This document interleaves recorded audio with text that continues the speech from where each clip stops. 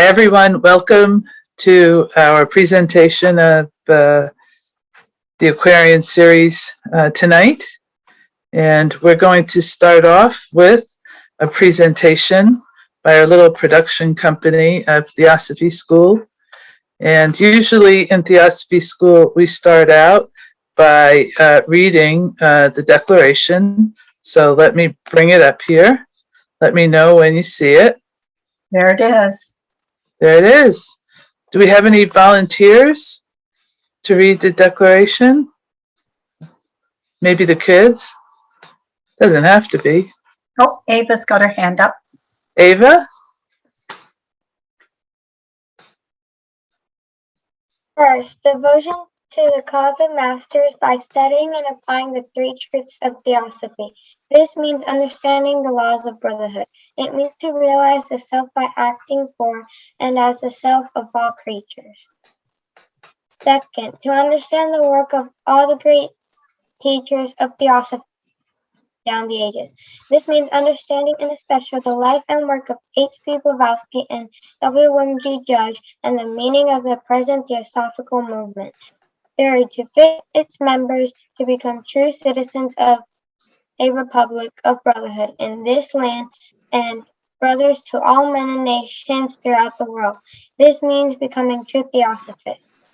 Theosophist is who Theosophy does. Do you feel up to taking a question? Ava? Okay. Okay, one easy question for Ava. Any questions about the declaration? How do we do Theosophy? Good one. How do we do it? I think it's just doing good things and helping others. Mm-hmm. Thank you, Ava. Thank you. That works for me. Works for me too. Okay. So let me get back to our program. So our story, our animation is called Wasabi's Great Escape. And first, we'll introduce Wasabi later, right? Mm-hmm. Ava? Or is it's based on a true story, but he may pop up during the presentation. So our first reading will be by Laura Gray. Thank you. Wednesday, December 21st, is the winter solstice. It is the shortest day of the year in the north, and it is a day when the sun stands still. The story of Christmas, or the celebration of light, is a story that belongs to each one of us. It is our story. It is the story because we have the same light in us that is in the sun. And at this time of year, that light in our own heart is the strongest and most powerful. It's an important part of the cycle of being human because we are all children of light.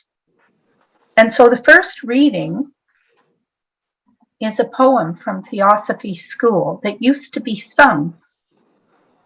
Christmas Eve doth magic weave in every mind and heart. Silently and secretly we feel a new year start. Nature holds a quiet joy, a hidden hint of spring, a life-renewing hope for all the Lord of light will bring. The sun gods in the days of old all chose a Christmas birth, their presence waking hope in men as sun enlivens earth. The treasures sent from heart to heart create the seasons bright in love and peace and fellowship doth shine the Christos light. Wow. Thank you for that. Okay. Now, Camilla, are you ready? Yeah. Okay. So now we're going to have a reading of Wasabi's Great Escape by Camilla.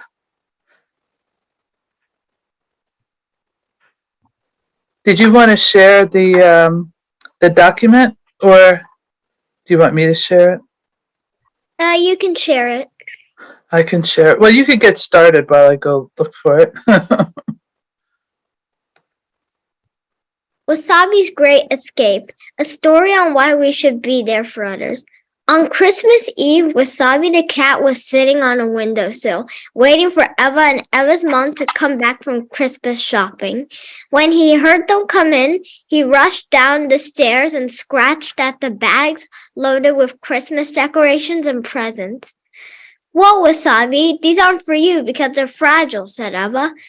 Wasabi stopped and went back up the stairs and went to the kitchen to snag a few Christmas cookies.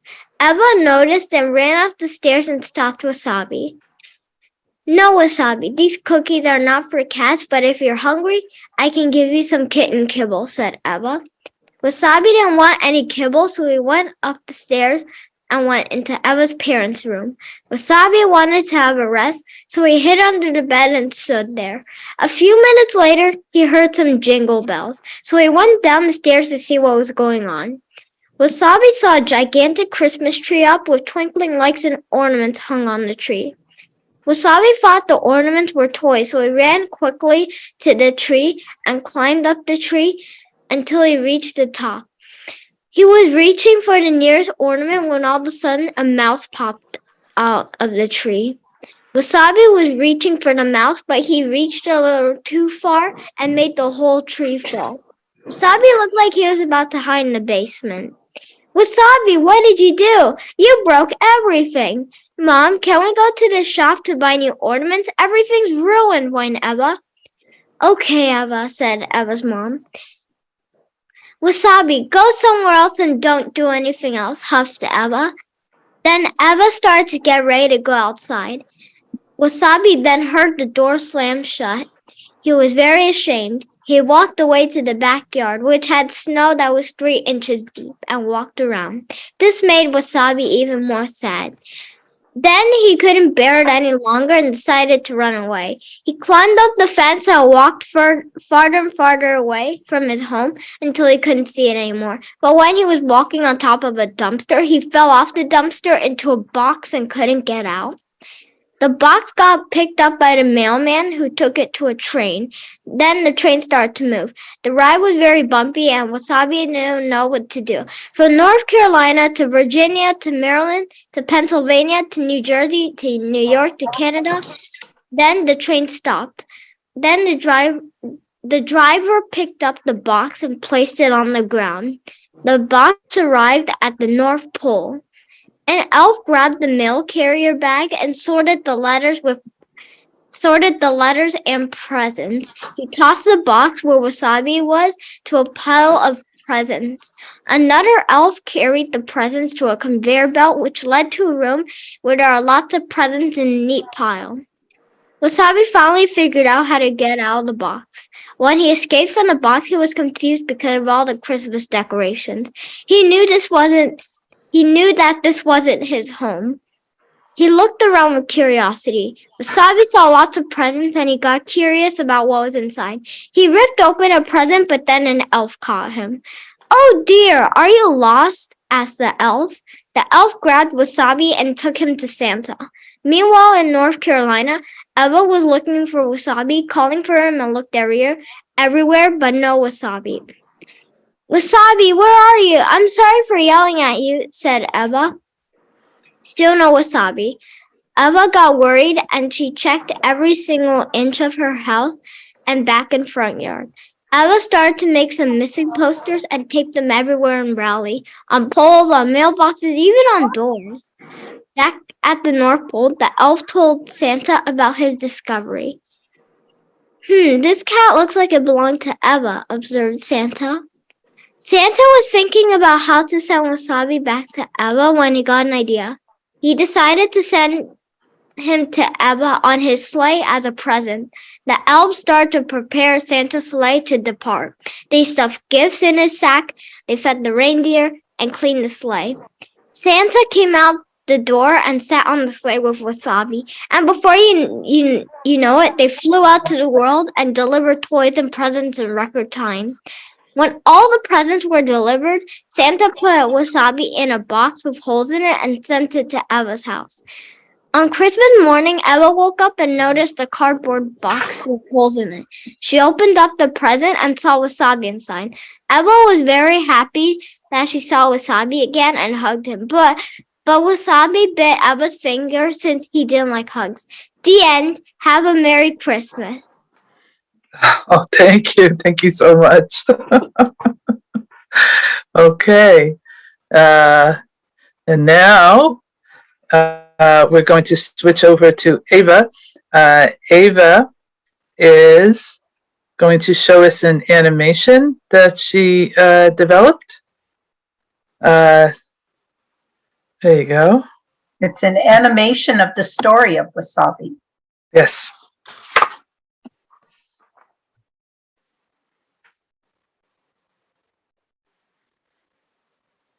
Oh, there's Wasabi falling in the box. Yeah. Yeah, and there's the mailman coming to take him away. And puts the mail on a truck, on a train. Yeah. And off goes the train, and we know where it's going to end up, with poor Wasabi the cat stuck in it. The North Pole.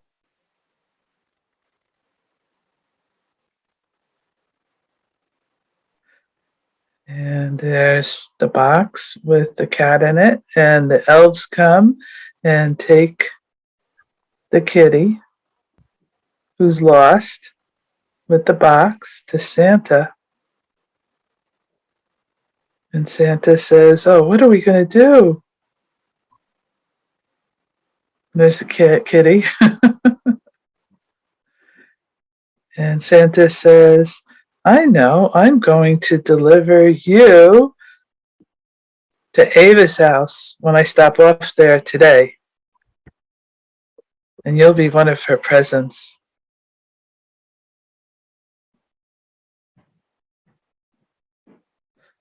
That's the cat in the box. He doesn't really see anything.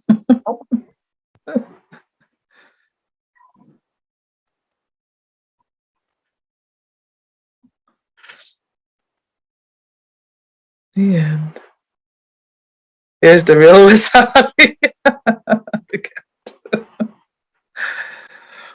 Okay. There you go, girls. You did a great, great job. Thank you. Thank you so much. And now the next part of this is we're going to have a reading. I want you to appreciate that this is a brand new software. There were 203 slides in the animation, and Ava was the animation guru, and Camilla, who is a promising writer, has offered to dedicate her first best-selling novel to her mother and to all of us in Theosophy School who helped her learn how to edit. And now the next reading will be The Circling Path of Time by DJ Colbert.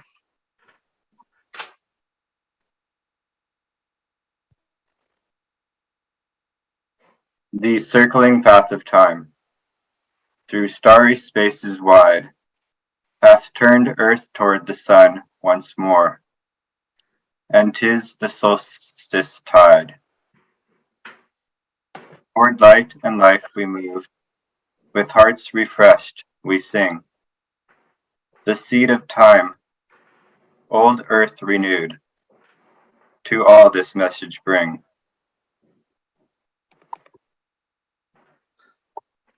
Goodwill to all that lives, a waking time of heart, in service that the wise do teach, rejoice whatever your part. And this, the Christ Spirit lives in all, and all men brothers be. One source of light and life and love, the universal soul's one radiancy. Thank you. And BJ was in Theosophy School, right, in Santa Barbara. So he goes way back. Yes, I was, yes. Yeah, you were. And now we have, we usually close with the chant. So I'm going to save that, and maybe we can all say that together. Do you have your gong with you, Laura? Yes, I do. Okay, I got mine too. All right, let's all say it together. Children Children of light, as ye go forth into the world, seek to render gentle service to all that lives.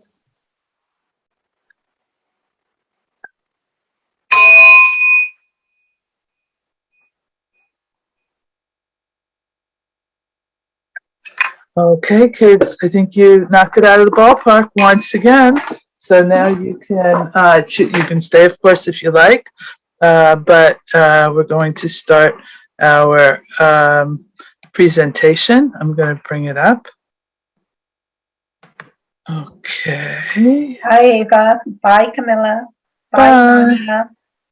Thank you. Thanks, you guys. Thank you so much. Really good.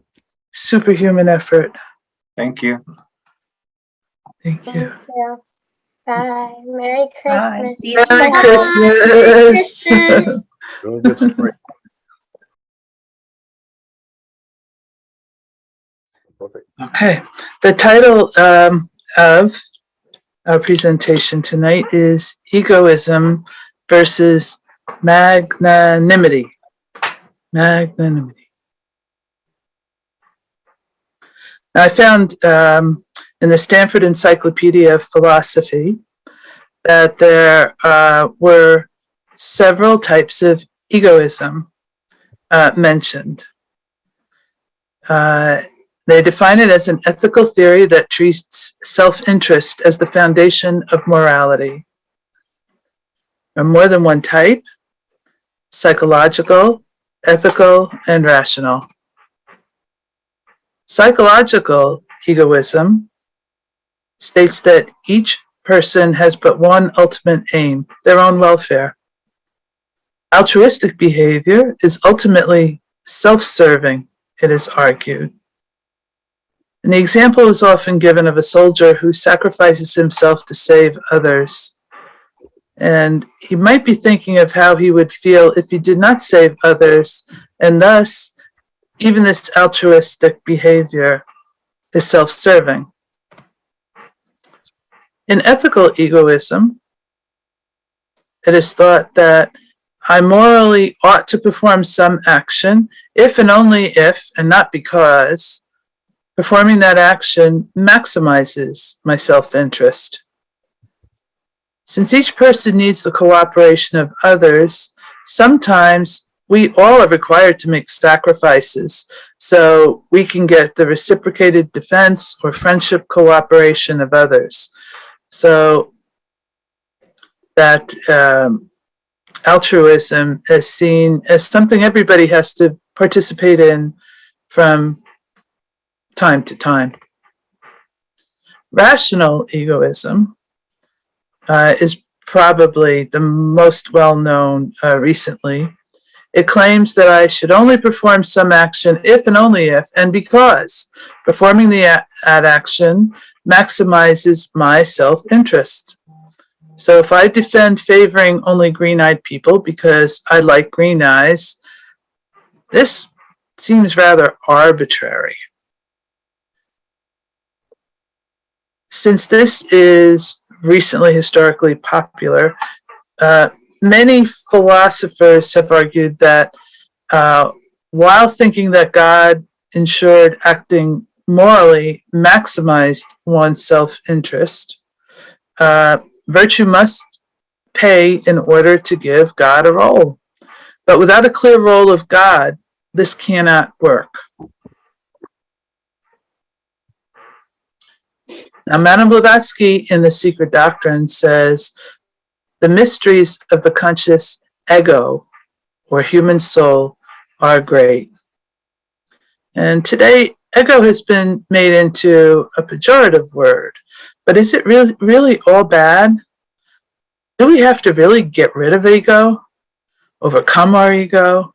Destroy the ego?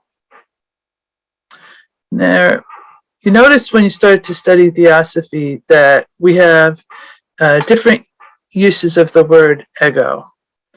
All lowercase, capital E, capitalized, and all three letters capitalized. Ego, all small, is thought of as a series of experiences linked by memory. And we think we're that. It's considered to be, in theosophy, the mortal or personal man. Ego, with a capital E, would be our individuality, or the higher, the divine reincarnating ego, which is our karmic property, the product of all our former thoughts, words, and deeds. It's also known as the lower manus, or the psyche. And then ego with all caps, the new, which exists on its own plane, where, interestingly enough, it is inherently omniscient, far transcending the physical plane and the brain. In the Key to Theosophy, she writes, we theosophists, therefore, distinguish between this bundle of experiences, which we call the false, because so finite and evanescent personality, and that element in man to which the feeling of I am I is due. It is this I am I which we call the true individuality. And we say that this ego, capital E, or individuality, plays, like an actor, many parts on the stage of life. Let us call every new life on earth of the same ego a night on the stage of a theater. One night, the actor or ego appears as Macbeth, the next as Shylock, the third as Romeo, the fourth as Hamlet, or King Lear, and so on, until he has run through the whole cycle of incarnations. The ego begins his life pilgrimage as a sprite, an Ariel, or a Puck. He plays the part of a super, is a soldier, a servant, one of the chorus, rises then to speaking parts, playing leading roles, interspersed with significant parts, till he finally retires from the stage as Prospero, the magician. Now, magnanimity. This comes from the Latin magnanimitas, I said it, from magna, or big, and animus, for soul or spirit. It usually encompasses a refusal to be petty, a willingness to face danger, and taking actions for noble purposes.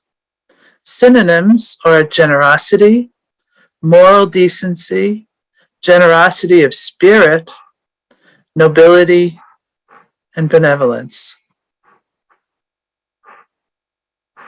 It was an Aristotelian concept, later adopted by Thomas Aquinas, who added the Christian values of humility and charity. One form of magnanimity is the generosity of the victor to allow himself to be defeated, which is codified in the Geneva conventions. Whenever humanity is about merging into materialism and moral degradation, a supreme spirit incarnates himself in his creature selected for the purpose, from Isis Unveiled. Thank God.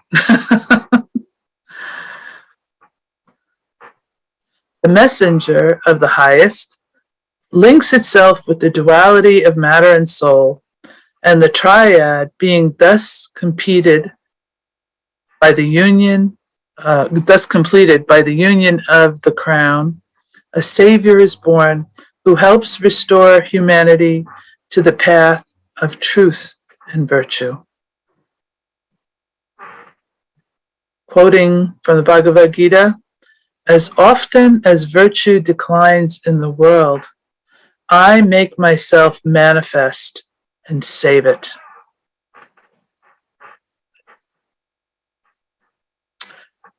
Now, in Isis, Blavatsky compares the legends of the three saviors. Krishna, to the left, descends from a royal family, is taught by shepherds, is called the shepherd of God. His birth and divine descent are kept secret from Kansa. Gautama, the Buddha, is the son of a king. His first disciples are shepherds and mendicants. Jesus descends of the royal family of David, is worshipped by shepherds at his birth, and is called the Good Shepherd. Krishna's mother was Devaki, or Devanagari, an immaculate virgin. Krishna was endowed with beauty and omniscience from birth, produced miracles, cured the lame and the blind, cast out demons, and liberates the dead. Buddha's mother was Maya, or Mayadeva, married to her husband, yet an immaculate virgin. Buddha has the same powers as Krishna and performs the same wonders. Jesus' mother was Miriam, or Mary. She was married to her husband, yet also an immaculate virgin. Similarly endowed as the others, he washes the feet of the disciples as well in humility and liberates the dead. Okay. So we can see that in the legends of these saviors, who we celebrate as having been born around this time of year, are beyond what we would consider to be coincidence. You know, these stories share the same lineage. You know, it's the same storyline. And I don't think we find that really emphasized or laid out as well as she does in Isis Unveiled.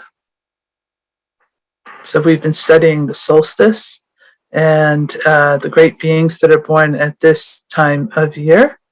So maybe now we can get back to, yeah, we're good. Any questions or thoughts?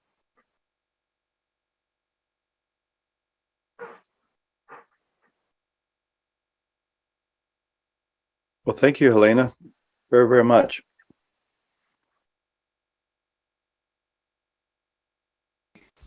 Yeah, that is so helpful and brings out a very different maternal aspect of it's not daddy God, male savior.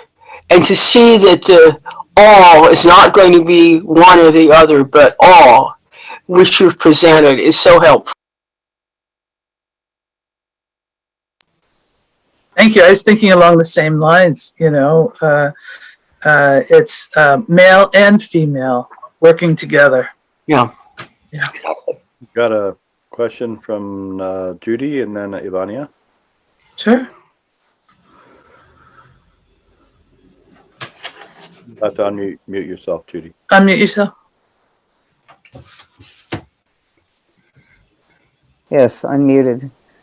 Yes, can we get in touch with the highest within us by meditating on the eternal present? As this student, I can't wrap my mind around that which has no beginning and no ending, but it seems in meditation that we can find the greatest magnanimity right here, right now, if we can focus on the present moment and the beauty that's already in nature. What do you think? I think so. And there are different ways to meditate. But ultimately,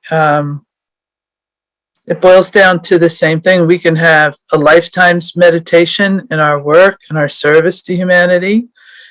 We can meditate, of course, quietly to ourselves in the morning to capture all those good thoughts, and in the evening to clear our minds and whatever we need to when we need to get grounded and centered and reconnect to that higher self that they were speaking about, to that omniscient energy. You know, we can get glimpses of that, and hopefully, the longer we develop that habit, the more we'll rest in that space. We'll park ourselves right in that field, and we'll take that with us as part of our being. Thank you very much. Ivania has her hand up. Yeah, thank you for that. That was actually a very beautiful presentation, and I really appreciate it. And what it got stuck on my mind was when you were describing the ego, in the three different ways, and it was saying, do we get rid of them, the lower one? And I was thinking that I don't think it's more about getting rid of them, but more how do we align the three of them instead of putting any force, but more like connected into one. Would that be more? Yeah, okay. Yes, absolutely. We don't. We need a body to manifest through, and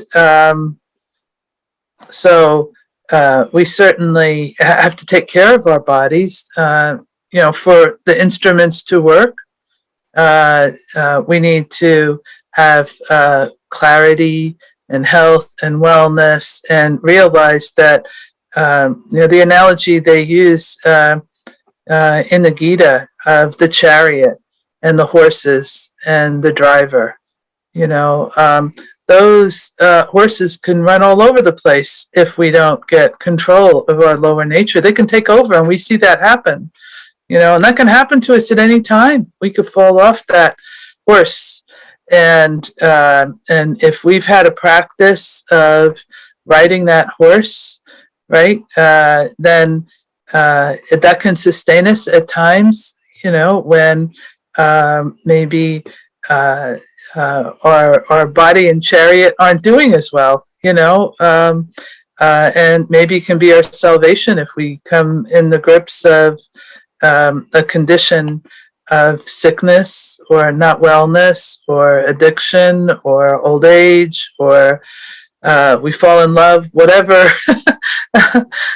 those problems may be, family problems. We can get distracted pretty easily, but we want to give every stage of our being a recognition of what it's there for, and the right use and balance and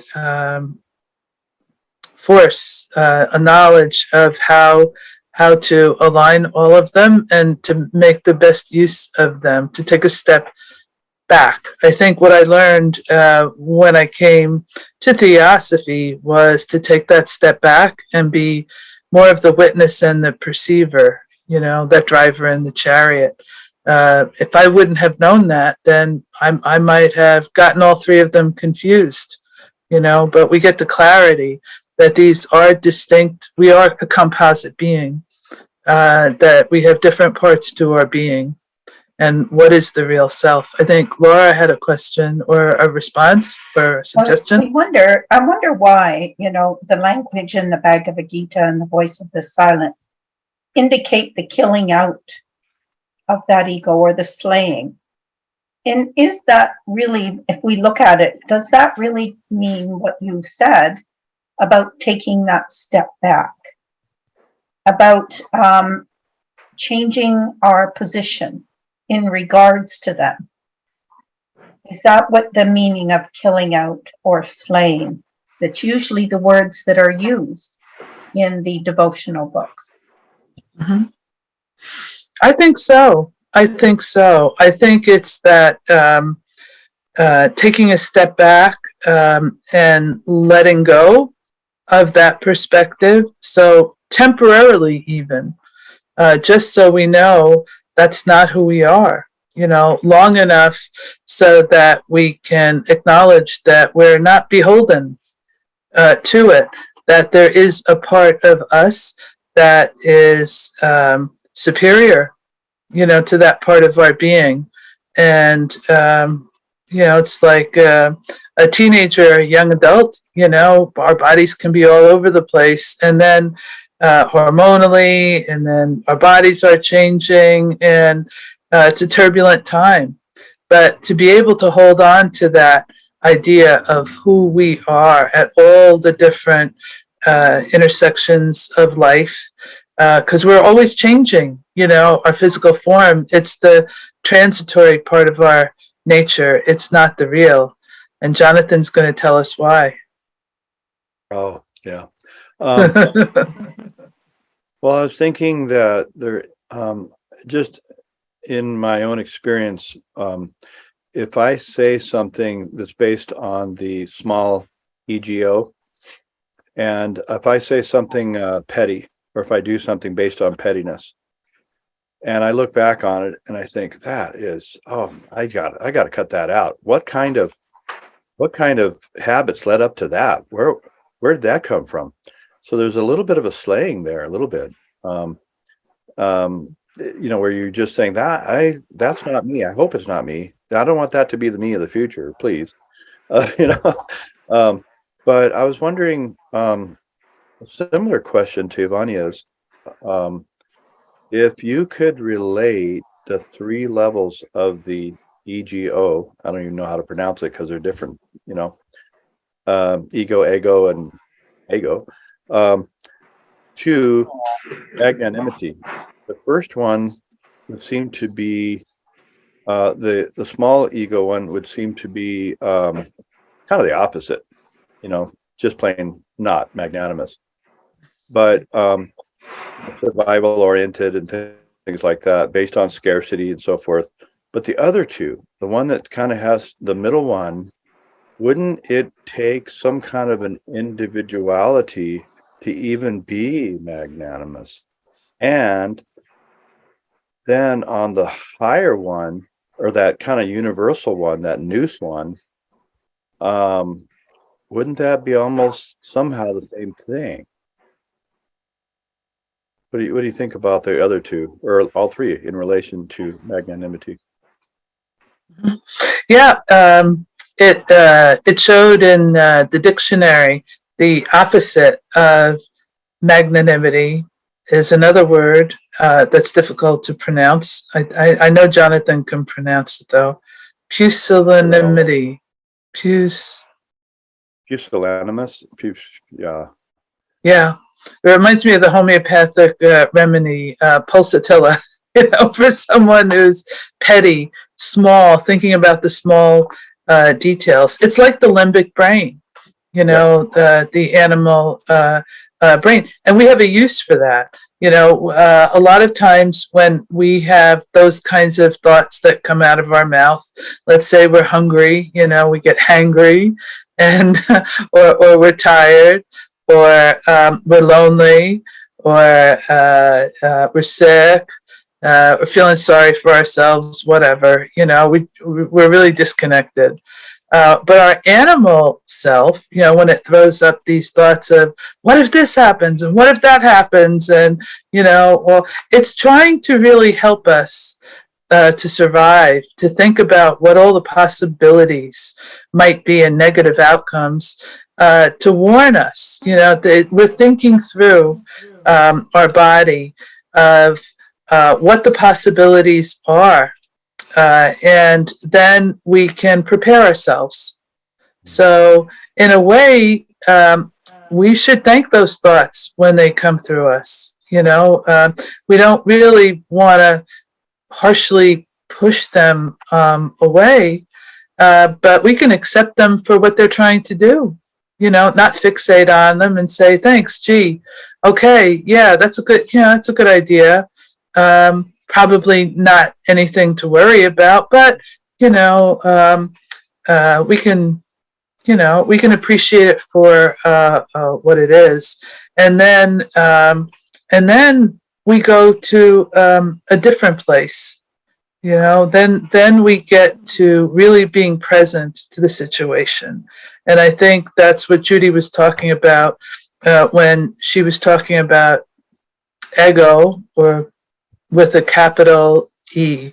At that point, we've gone from our lower self, our physical plane, to lower manas. Now we're starting to make that connection between the lower and the higher self. So we get to the lower mind, we get to the rational part of our nature, the thinking part of our nature. We've gotten the information from our limbic brain, and we start thinking, and at some point we've got to slay the slayer, right? We've got to stop thinking, because thinking can be an obstacle and get in the way of our connecting to our higher self. We can get carried away with ourselves, and we're just thinking and thinking and thinking, and we overthink ourselves, and we're lost, and we don't feel really good about it, but that calculating self, that worrying self, the detail oriented of the self, there's still another step to take to rise above that lower manas and start to, like Janus, the great god Janus, has one face facing the old year and one face facing the new year. That's where we get January from, the god Janus. And so we make that shift, and that's where we are right now. We're turning towards the sun again. So likewise, as the days are getting longer, and it's even said at this time of year, as we look back on the old year and think about what we've learned, we could look forward to the new year and set some intentions, and they will have the added advantage of help from Mother Nature in getting energized by the new year. So there are reasons why we set our intentions for the new year at this time of year, and also on our birthday. When we're born, they have extra help. We get extra help at this time, and so it's always good to use the extra help. And then when higher manas, where are we in our nature in higher manas? Well, we're not in the brain anymore. We're in that part of our being where we can connect to our omniscience of our past lives, our past thoughts. And that's like the difference between Googling something on the internet or or just looking it up in a dictionary. We have a much broader reach and range, especially when we meditate on thinking and acting for and as the self of all creatures. When we focus on universal brotherhood, the karma that comes back to us is a universal karma, and we can tap into a universal field, a much bigger field than just the field of our own being. But we start there. We start there, and then with practice, we try to align ourselves. And most of the times, if we set up a good alignment and a good practice, then we'll notice that the times that we don't feel great are the times that we've lost that connection, and it's time to reset. So anytime we get into a space where we're not feeling so great, we're feeling anxious, or we're feeling depressed or miserable, at that point, we probably slipped in holding on to and maintaining the connection. And the great masters and Mahatmas, of course, they're there, they're there all the time. The saviors of humanity, they're born omniscient.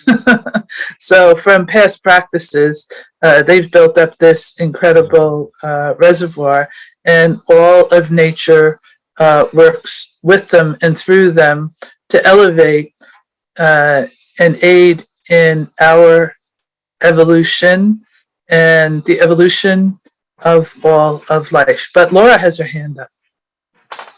Well, you mentioned the three egos, and then you said, but there's another step. And in the voice of the silence, it says that we cease to hear the three and we discern the one. Does that one relate to what you mentioned about the idea of the universal brotherhood, the idea of unity, and that we cease to hear the three egos because we're no longer concerned with either any of those three, but we're concerned with all? Does that correlate to what you were saying? I think so, definitely. I think that's very well said. Yes. So go ahead, John. Well, if you wanted to kind of expand on that a little bit, I had another question that was very tied in with what you're talking about. Oh, go ahead. Okay. Well, you and I have talked about Father Damien, and you knew a latter-day example of a person that was like that. Do you feel like you could tell about that person, or would you rather not? Oh, sure. Yeah. And I think we all can think of examples of beings like this that we've run across that are in service to humanity, like Father Damien. I recently, I worked with the doctor for 30 years, and he was an incredible being, and he just passed away last week. And incredible service of humanity, and his faith and devotion to taking care of the suffering and doing service were just phenomenal. It was in every part of his being. It's what he lived for. And as they told the story of his life, they mentioned that, and his father was a pediatrician, and he went to Italy to learn how to be a doctor. And he left the United States and went to Italy in full faith of getting onto his mission. He didn't speak a word of Italian. That's a lot of faith getting over to study. And he said he took intensive Italian for about 2 hours before each class so that he could understand what was being said. And he studied medicine and homeopathy and herbs and natural medicine there, because they studied not just the mainstream, but also what's called alternative, which at one point, was the mainstream here. I mean, homeopathy was practiced in hospitals, but he settled down, met his wife there, and they had a few kids. And at one point, he said to his wife, who was totally supportive of his mission, we got to go back to the United States. I have to share this information with, the people in the United States. And she said, okay. And so they, up to 3 kids, came here and settled into New York again, and he practiced. Now, when you're a pioneer plant, just like these great saviors, you can set yourself up to be attacked, especially by people who are jealous of your success. Maybe not as successful as you are. They often are the ones who report you, etc., have you investigated. And he went through that. Somebody reported him, a doctor who saw him in the local newspaper. He won an award in his little hospital. He was a cardiologist, and he put vitamin C into the IVs of his patients who were recovering from heart surgery. And they lived and they did very well. Their recovery rates were fantastic. So the hospital gave him a little award, put it in the little paper, and another doctor saw it and reported him.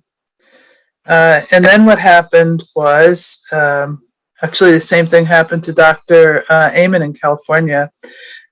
When you're investigated, you have to get lawyers and doctors, etc., and it costs about $7.5 million to get your medical license back. And I thought his wife was just beside herself. But you know what the patients did? They all kept going. They didn't miss a beat. And that gave his wife a lot of strength. And eventually he was vindicated and his license was given back. And he continued to serve. But oftentimes that happens to these heroes. They face a challenge, a pushback. And those negative forces and negative energies can work through people and come at them. But he continued to work. He was 82 years old. He worked right up until the end. And that's the way he wanted it. I once asked him whether or not he was going to retire. And if looks could kill, he shot me a look that said, no, that's not what I'm about. And when he did pass over, he had such a peaceful smile on his face.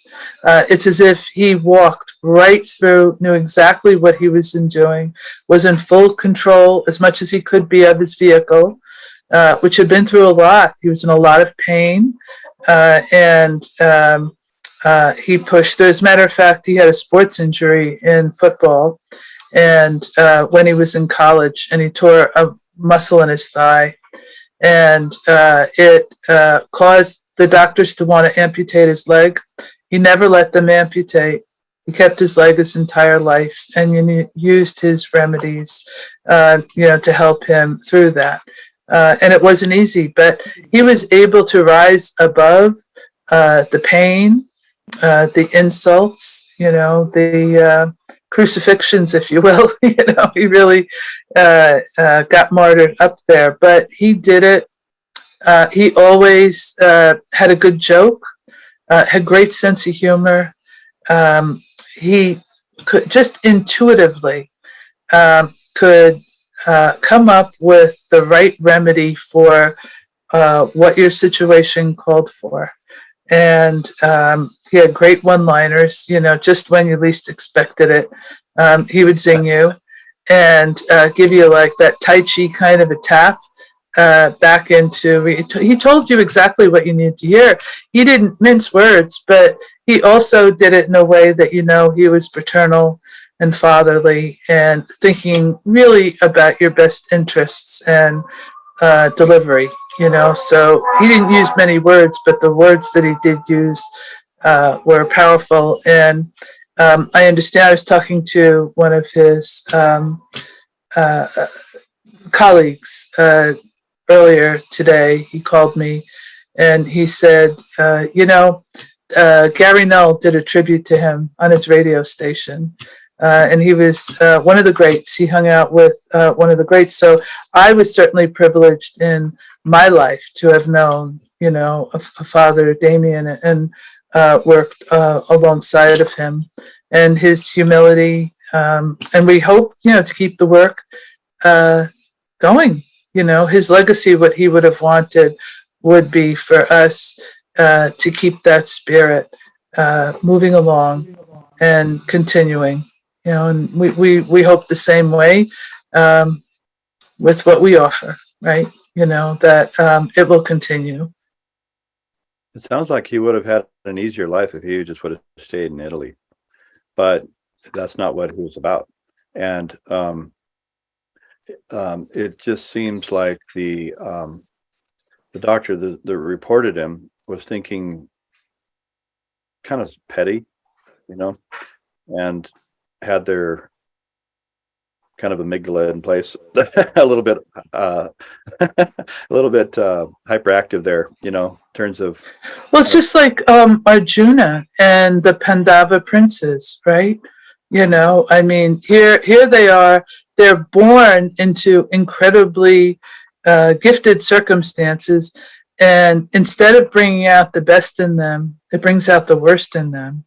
Where they're going to war and a lot of people are going to die. And Arjuna is sitting there saying, I can't believe this is happening. My own brothers want to kill me. My teachers, who raised me. And there's the challenge, right? There's the challenge. Where do you think that challenge comes from, Jonathan? Why is that challenge there?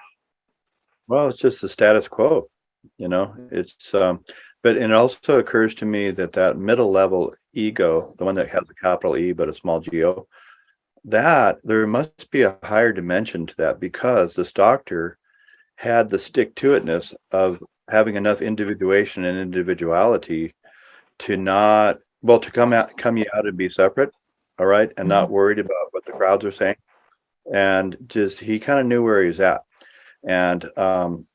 and then it seems like that higher capital E, capital G, capital O. I can't remember that much about that slide, but it had the word noose in it. And also, I think you were kind of alluding to the idea of the reincarnating ego with reference to like a sense of purpose in one's life. He just had that. Yeah, and I've noticed that people who don't have that are the ones who are really suffering. The ones who suffered depression and anxiety and are just lost. What they're lost and disconnected from is that sense of purpose in their life. And I was working with someone who really was struggling. I could see, it happens a lot with kids in their 20s, until they settle down into their 30s, and they're trying on different jobs, they're trying on different looks, they're looking for something, but they're really looking for themselves, right? And I encouraged him. I said, that's okay, you tried it, it didn't work, that counts for experience.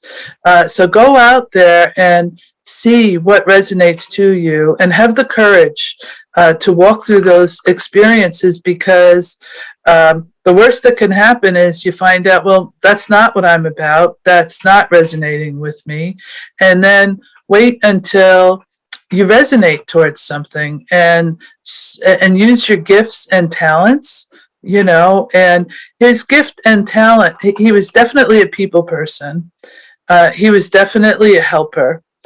He was great with technology. He was terrible in math.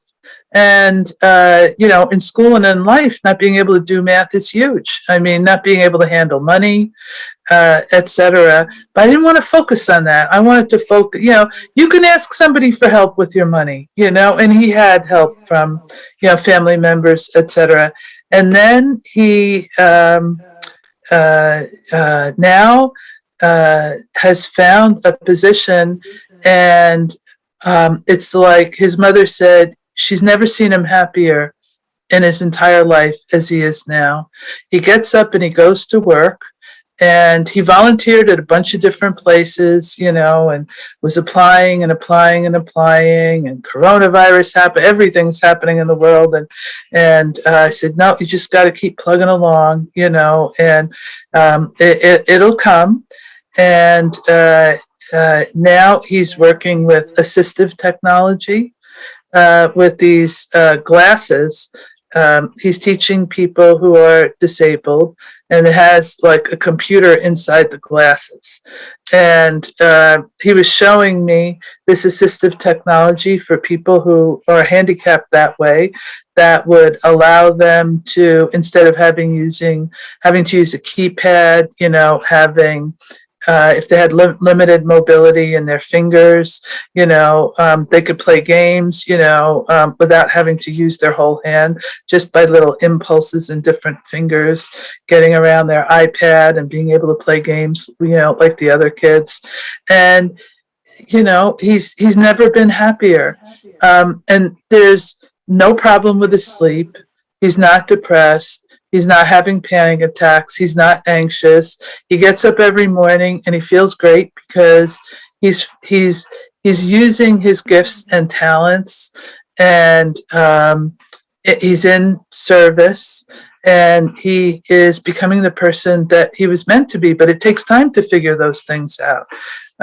And sometimes we have to do it at different times in our life. We have to recalibrate and check in and say, well, maybe this part of my karma is exhausted, and maybe it's time, to explore a new direction. And it's okay. Just like in the last chapter of the Bhagavad Gita, don't worry. I've got it all under control. Just leave it up to me. Sometimes you don't have to do all the driving. We've got your back in this, right? There is a plan. That, I think a lot of this, what you've talked about, really is an answer to Laura's question. How do you do theosophy? Mm-hmm. Because like this doctor and Father Damien, they weren't, secret doctrine experts, but they gave their lives unconditionally. And like Father Damien and HPB, called him a theosophist, Father Damien. I mean, he didn't have to go to that island. Mm-hmm. I think Ava said it well. She said it was, how do you do theosophy? She said, you help others. That's it. That's it. Mm-hmm. Mm-hmm. Yeah, sometimes we make it more complicated than it needs to be. We overthink it. And if we just keep it simple, it's helpful. It's helpful. Well, I think that is how we make the three into one. It's the only way that I've been able to see when the three become one is usually when I'm serving others without any thought of myself. Mm-hmm. Mm-hmm. And then the three disappear. Mm-hmm. Mm-hmm. Ivani has her hand up. Yeah, just wanted to make a comment like Lara was saying, and I think Jonathan mentioned it, that once your ego, ego, small letters, is taking a step back and saying, oh, why am I doing this? And then it's connecting to the other one, capital E, the ego. And then that's the individuality that's thinking, observing. And then you move up to the higher one. That's when you do that connection into one. So I don't think it's about destroying or removing, but it will blend just like one. and it was beautiful the way you guys explained it. It makes a lot of sense to me. Thank you. Thank you. Oh my God, Ivania, that was brilliant. Will you do a presentation? That was brilliant. So I'm not surprised, but I'm just happy. So I would love to do that. Yeah, that would be a challenge. Yeah. And because like we said, the lower self said no. yeah. And then the individual said, why not? Yeah. And the higher Wow. you could do it. Wow. That's awesome. Thank you for that. And I just want to say that for me, the word is collaboration all the time, because without you, I wouldn't be thinking about this. Mhm. Thank you. Mm. Thank you, Helena. Yeah, that's where you get that phrase, whenever two or more of you are gathered in my name, there I am also, right? You know, which is a tenet. And I think during this season, I mean, it's been a rough couple of years, you know, and a lot of people have lost loved ones, or they're taking care of a lot of people. And to think about that nativity scene, you know, how with just humility, you know, not being born into a luxurious place, but a safe place where we can, you know, if we could create that safe place where we manifest ourself and get into the work, the challenges, the life, and the service. We try to create that space, right, in our classes and in the teachings. And, you know, there are so many examples of great beings in the world, you know, Mother Teresa, the Dalai Lama, they're just, they're there, you know, and we celebrate them at this time of year, and we celebrate that part of us that also ignites our being, our higher self, our nous, and creates a collective nous, you know, that we don't hang ourselves with, but that helps to move all of humanity forward. So thank you, Jonathan. Thank you for the series, and thanks everybody. Thank the kids. They knocked it out of the ballpark. They were But I terrific. Thank you, throw Laura. one Yes. more thing in there from when you talked about the nativity and the manger. In thinking of that in the story, it's like, and creating that environment in which we can learn and grow. We're all born in the manger. We're all born into the animal kingdom, the vegetable, the mineral. It's all here. The earth itself is the manger.